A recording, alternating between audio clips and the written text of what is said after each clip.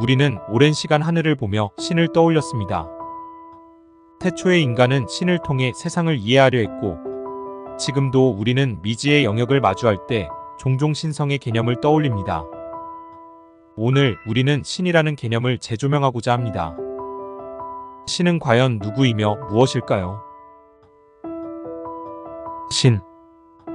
신이란 개념은 시대와 문화마다 다르게 이해되어 왔습니다. 이들 신은 크게 세 부류로 나누어 볼 수 있습니다.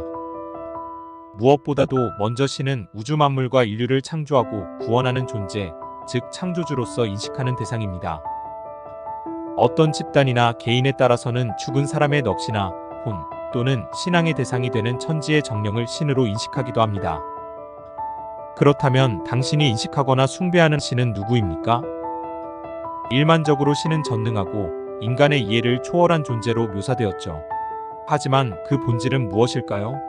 우리가 가진 신에 대한 관념은 결국 우리의 인식과 경험에서 형성된 것일까요? 인간이 이해할 수 없었던 현상들. 옛날 사람들은 천둥과 번개, 지진과 같은 자연현상을 목격할 때마다 두려움과 경외감을 느꼈습니다. 당시에 이런 현상을 이해할 과학적 도구가 없었기 때문에 이를 신의 징조 또는 의사표현으로 여겼습니다. 자연은 곧 신이 되었고 사람들은 이 신들에게 희생과 경배를 바쳤습니다. 신의 노여움을 달래기 위해 기도했던 것이죠.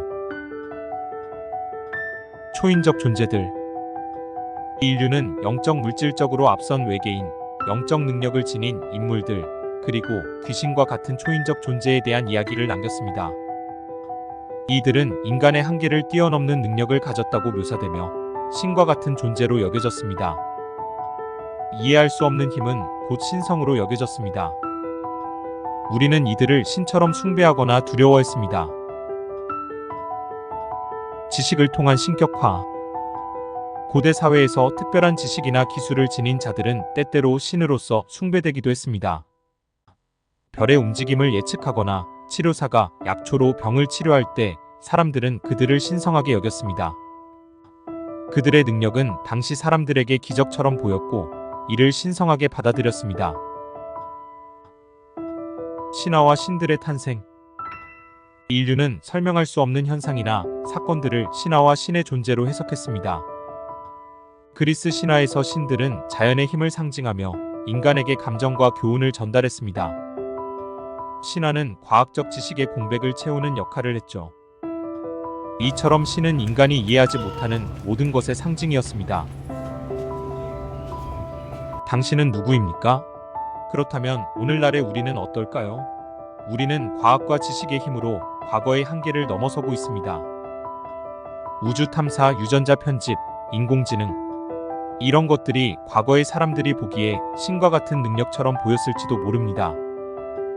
기술 수준이 낮은 과거의 사람들이 현대 문명을 접할 때 그들은 우리의 과학, 의료, 생활 방식을 이해하지 못하고 경외감을 느낄 수 있습니다. 다시 말하면 현재의 인류 역시 상대적으로 미개 문명의 인류나 동물들에게는 신과 같은 존재로 비칠 수 있습니다. 아마 동물들은 인간을 볼 때 자연을 지배하고 그들의 생명을 좌우하는 초월적 존재로 볼 수 있습니다. 이처럼 우리가 이해할 수 없는 능력과 지식을 가진 존재를 경외하고 신으로 받아들였던 것처럼 현대 인류의 지식과 기술은 우리에게 신성을 부여하는 요소로 작용할 수도 있습니다. 당신도 신입니다. 당신도 신입니다 라는 말은 우리 안에 있는 무한한 가능성을 깨닫고 신성을 새롭게 정의하는 것입니다.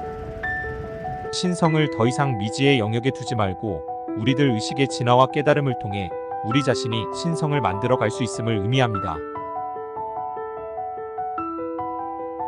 동서고금을 통하여 특히 근현대에 이르러 종교라는 허울 아래 자신이 신이라고 하거나 신의 제자를 사칭하여 혹세무민하고 겉으로는 신의 뜻과 선을 강조하는 자들이 속으로는 더욱 타락한 이유는 무엇일까요?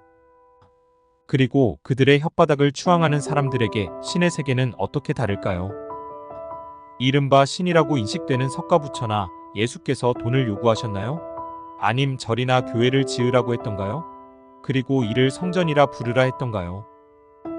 인류의 영적 진보가 물질 문명에 비해 너무 더딘 까닭일까요? 석가부처와 예수께서 하신 말씀입니다. 당신 안에서 당신과 함께하는 창조 근원의 신성을 깨우십시오. 그렇다면 당신도 신입니다.